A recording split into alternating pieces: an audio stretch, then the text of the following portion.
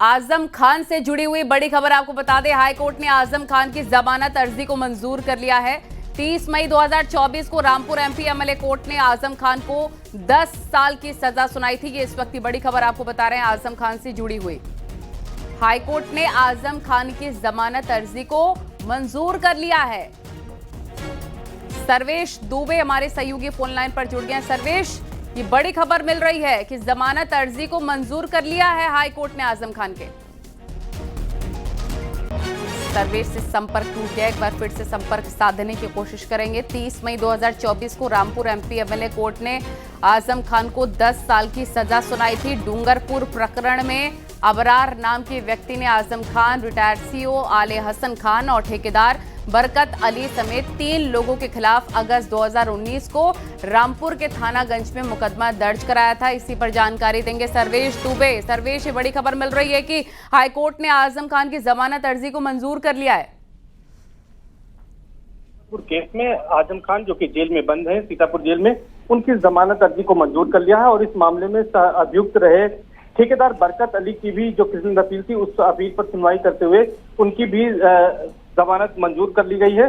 और इस मामले में 12 अगस्त को कोर्ट ने सुनवाई करने के बाद फैसला रिजर्व कर लिया था और जस्टिस समीर जैन की सिंगल बेंच ने यह मामला सुनाया है। और आजम खान की ओर से अधिवक्ता इमरान उल्ला और अधिवक्ता खालिद ने इस मामले में बहस की थी। दरअसल रामपुर का जो चर्चित डूंगरपुर केस है, इस मामले में आजम खान ने रामपुर एमपी एमएलए कोर्ट से मिली 10 साल की सजा के खिलाफ क्रिमिनल अपील दाखिल की थी और 30 मई 2024 को रामपुर एमपी एमएलए कोर्ट ने आजम खान को 10 साल की सजा सुनाई थी और इसे इलाहाबाद हाईकोर्ट में चुनौती दी गई थी। तो इस सजा को जो चुनौती दी गई थी, इस मामले में सुनवाई रहेगी, लेकिन फिलहाल उनको ये दलील वकील की ओर से दी गई थी कि चूंकि मामले का ट्रायल चल रहा है तो ऐसे मामला हाईकोर्ट में लंबित है, ऐसे में उनको सजा सुनाई गई है तो उनको जमानत दी जाए। तो फिलहाल जमानत अर्जी उनकी कोर्ट ने मंजूर कर ली जो फैसला सुनाया है। लेकिन सबसे बड़ी बात यह है कि अभी इस जमानत अर्जी मंजूर होने के बाद भी आजम खान जेल से बाहर नहीं आ सकेंगे, क्योंकि उनके खिलाफ और भी एक मामला लंबित है जो उनके अधिवक्ता से बात हुई है, तो इसलिए अभी वो जेल से बाहर नहीं आ सर्वेश, ये सकेंगे। माना जाए कि एक मामले में तो राहत मिली है, लेकिन पूरी तरह से उन्हें राहत नहीं मिली है क्योंकि और भी केसेस दर्ज हैं, लंबित हैं। बिल्कुल, उनके खिलाफ और भी अभी एक मामला है जिसमें उन्हें जमानत मिलनी बाकी है, तो इसलिए अभी वो जेल से बाहर नहीं आएंगे। और ये मामला डूंगरपुर का था। डूंगरपुर प्रकरण जो है वो अबरार नामक व्यक्ति ने आजम खान, रिटायर्ड सीओ आले हसन खान और ठेकेदार बरकत अली समेत 3 लोगों के खिलाफ अगस्त 2019 में रामपुर के गंज थाने मुकदमा दर्ज कराया था और इसी मामले में एमपी एमएलए कोर्ट ने 10 साल की आजम खान को जो है सजा सुनाई थी। आजम खान पर आरोप था कि उन्होंने घर में घुसकर तोड़फोड़ की और जान से मारने की धमकी दी और मकान भी तोड़ दिया और इस मामले में जो है 10 साल की सजा और बरकत ठेकेदार को 7 साल की सजा हुई थी और दोनों इलाहाबाद हाईकोर्ट पहुंचे थे। डूंगरपुर मामले में अभी ये अर्जी मंजूर हुई है, बाकी के केसेस पेंडिंग है। बहुत शुक्रिया आपका तमाम जानकारी साझा करने के लिए। कानपुर में निजी हॉस्पिटल के कैंटीन संचालक ने 20 लड़कियों के साथ रेप किया। आरोप के मुताबिक उसने सभी लड़कियों के न्यूड वीडियोस भी बनाए, फिर वीडियो वायरल करने की धमकी देते हुए सभी लड़कियों को रैकेट में शामिल कर लिया। आरोप के मुताबिक वो लोगों के पास लड़कियां भेजने लग गया। इसका खुलासा तब हुआ जब एक नाबालिग के पिता ने आरोपी को बेटी के साथ देख लिया।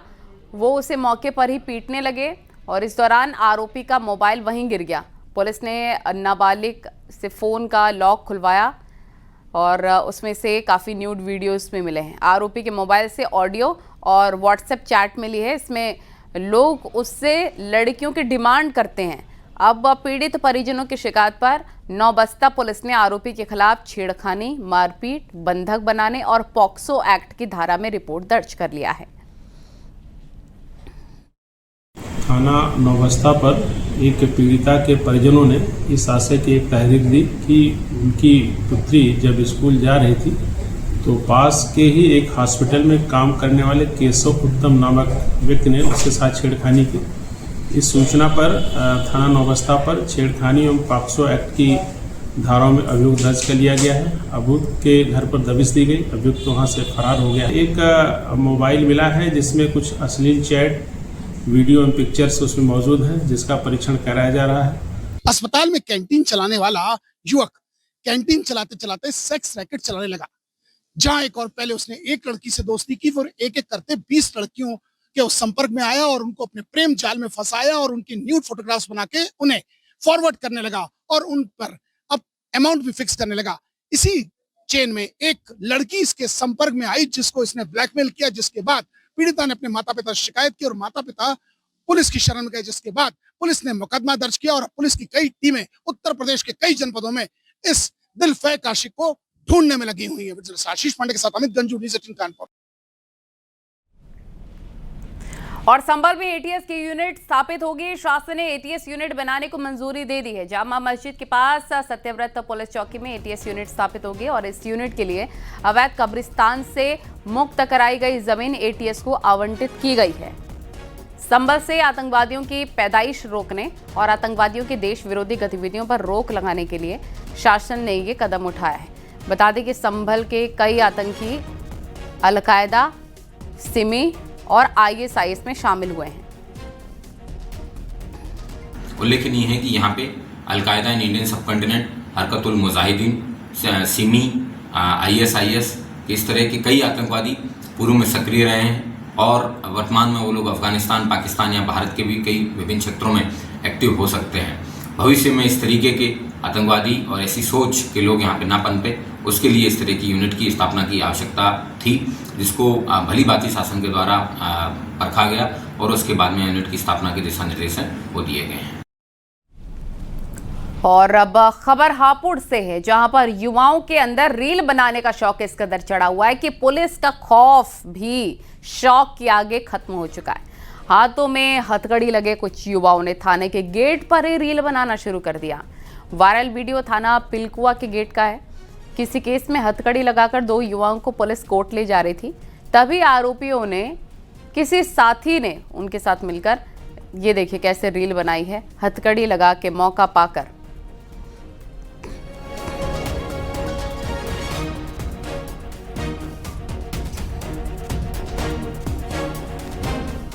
और बांदा में एक आरोपी ने पुलिस की गिरफ्त से भागने की कोशिश की है और कोर्ट से वारंट जारी होने के बाद पुलिस उसे पकड़ने गई थी, जहां पर वो पुलिस से भिड़ गया। दरोगा सहित 3 पुलिसकर्मियों को उसे पकड़ने में पसीने छूट गए। इस धक्का मुक्की में पुलिस और वारंटी को चोट लगी। बताया जा रहा है कि वारंटी जयकरण विश्वकर्मा के खिलाफ 1 दर्जन से ज्यादा केसेस दर्ज हैं। कोर्ट ने पुलिस को उसे गिरफ्तार कर कोर्ट में पेश करने का आदेश दिया था। कड़ी मशक्कत के बाद पुलिस ने वारंटी को फिर से गिरफ्तार कर लिया। सूचना दो क्या आप तुरंत है? नहीं, ये गलत बात है, ये बिल्कुल गलत बात है आपकी, बिल्कुल गलत बात है। क्या कौन वारंट? मैं तो थाने रोज जाता हूँ, बताओ, फोन से बताओ कौन सा वारंट। और मथुरा के बरसाना में गेस्ट हाउस मालिक पर 3 लाख रुपए की धोखाधड़ी का आरोप लगा है। पीड़ित ने एसएसपी को शिकायत देकर गेस्ट हाउस चलाने वाले पर धोखाधड़ी करने का आरोप लगाते हुए कार्रवाई की मांग की। पीड़ित का कहना है कि उन्हें अपने शिष्य के लिए बलवीर के गेस्ट हाउस में 1 साल के लिए रूम बुक कराया था। इसका प्रति महीने किराया 25,000 रुपये तय हुआ था और एडवांस में 3 लाख रुपए दिए गए थे। शर्त ये भी थी कि पैसे रूम खाली करने पर वापस दे दिए जाएंगे। आरोप के मुताबिक कुछ महीने बाद बलवीर ने गेस्ट हाउस में वहां पर नॉनवेज खाना और शराब पीना शुरू कर दिया और गेस्ट से बदसलूकी भी करने लग गया। इसके चलते 3 महीने बाद ही कमरा खाली कर दिया गया। इसके लिए 75,000 रुपए गेस्ट हाउस संचालक को दे दिए गए। जब उसे एडवांस दिया गया, पैसा वापस मांगा गया तो उसने मारपीट शुरू कर दी।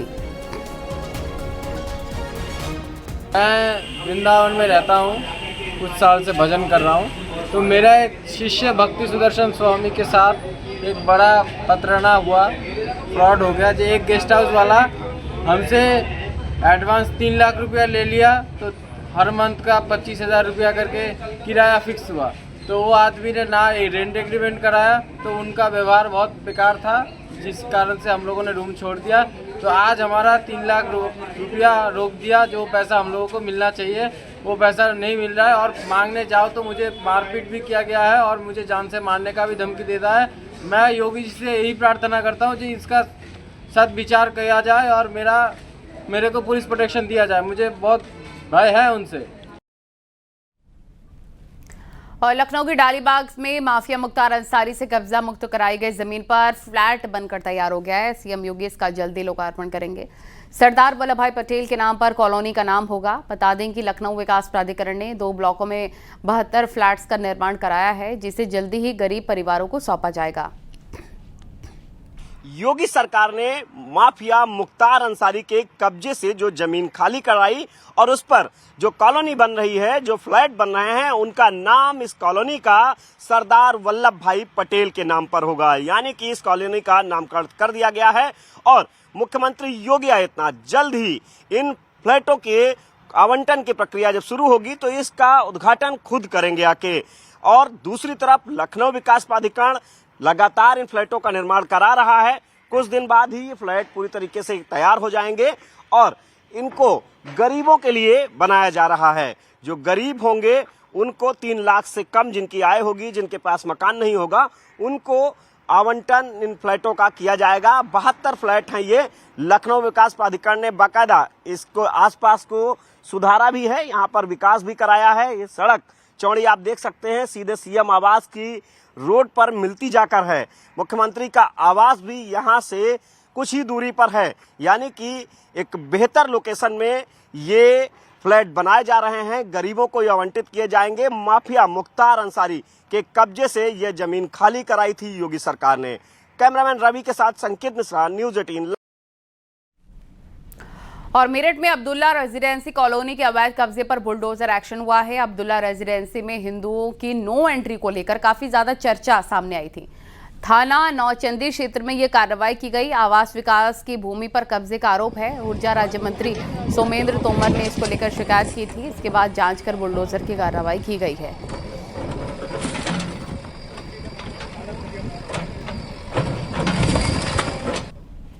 मेरठ की इसी अब्दुल्ला रेजिडेंसी पर हिंदुओं की एंट्री पर विवाद का मामला सामने आया था। ऊर्जा राज्य मंत्री सोमेंद्र तोमर ने उच्च स्तरीय जांच की मांग की थी और जब जांच हुई तो बड़ा खुलासा हुआ। यहाँ पर इन्होंने आवास विकास की 300 मीटर जमीन कब्जा रखी थी। आप देख सकते हैं यहाँ पर बुलडोजर चला दिया गया है, यानी योगी का बुलडोजर गरज चुका है और पूरी की पूरी जो अवैध कब्जा था उसको कब्जा मुक्त करा लिया गया है। इस पूरी दीवार को उठा दिया गया है, यानी 300 मीटर जमीन यानी 3 करोड़ से ऊपर की जमीन पर से अवैध कब्जा मुक्त किया गया है। और इस रेजिडेंसी में अभी भी जांच जारी है। हिंदू की एंट्री पर जो विवाद था उस पर भी जांच जारी है। इसके अलावा जो अवैध निर्माण किए गए हैं उस पर भी जांच जारी है। वहीं इस अवैध निर्माण को ढाने के लिए खुद एसडीएम दीक्षा जोशी यहाँ पहुंची। इसके साथ नगर निगम की टीम, आवास विकास की टीम और पुलिस बल यहाँ पहुंचा है और जिसके बाद आप देख सकते हैं कि ध्वस्त कर दिया गया है। यही वो ईंटें हैं जिससे अवैध निर्माण की इबारत गढ़ी गई थी और यहीं पर इसे नेस्तनाबूद कर दिया गया है। यानी एक बड़ा मैसेज है कि योगी सरकार में जो भी भूमाफिया हैं उन पर एक्शन होगा, जो भी अवैध निर्माण करेगा उस पर एक्शन होगा और जो भी इस तरह की कानून को ताक पर रखकर अपनी मनमानी करेगा उस पर एक्शन होगा। आप देख सकते हैं मजदूर लगे हुए हैं, यहाँ से मलबा सफाई का काम चल रहा है और यहाँ पर पूरी की पूरी जो अवैध निर्माण था, इलीगल कंस्ट्रक्शन था, उसको यहाँ पर गिरा दिया गया है। और ग्रेटर नोएडा में निजी कॉलेज के हॉस्टल में हुए गोलीकांड के मामले में दूसरे छात्र की भी मौत हो गई है। इससे पहले कल भी गोलीकांड में एक छात्र की मौत हुई थी। बता दें कि बीते कल एमबीए के छात्र दीपक कुमार और पीजीडीएम छात्र देवांश चौहान की आपसी रंजिश में गोली चली थी। इसके बाद एक छात्र की मौके पर ही मौत हो गई थी, जबकि दूसरा छात्र गंभीर रूप से घायल हो गया था। इसकी इलाज के दौरान आज मौत हो गई है। मामला थाना नॉलेज पार्क क्षेत्र का है। फिलहाल पुलिस जांच कर रही है।